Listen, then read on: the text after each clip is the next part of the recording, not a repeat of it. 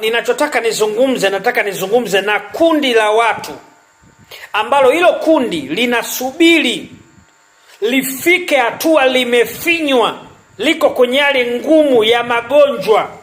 Mtu anaona kabisa anachungulia kaburi, au watoto wake wanachungulia kaburi, wako hospitalini. Ndio muda huo vijitu vinajifanya vinamuita sana Mungu. Oh Mungu, tutazame Mungu. Oh jamani, Mungu uko wapi? Oh Baba uko wapi?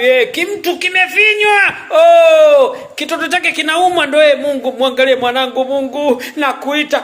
Hivi muda wakati unakula kuku unazitafuna uhai mzima, disco ni wewe, bichi ni wewe, kujichetua ni wewe, mbona umuiti Mungu? Mbona umtajitaji Mungu wewe? Yaani unasubiri ufinywe ufinyike ndo Mungu. Acheni unafiki bwana, acheni unafiki. Mimi namuita Mungu muda huu ambao niko mzima, nalisifu jina la Mungu ikiwa napumua, na msifu Mungu ikiwa watoto wangu wako wazima, kwamba Mungu hata kipindi hichi ambacho umenipa kula, umenipa afya, mimi nakutaja kwamba wewe ni Bwana Mwokozi wa maisha yangu. Wewe Yesu umenikomboa. Sisubiri mpaka nyakati ngumu ndo nijifanye namtaja Mungu sana.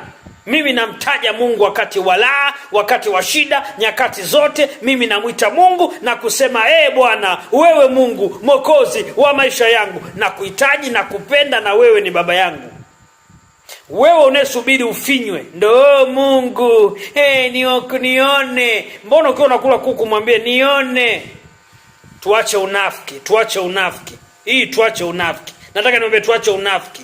Tuache unafiki. Mwite Mungu wakati wa raha yako. Mwite hata ukiwa na raha, mwite.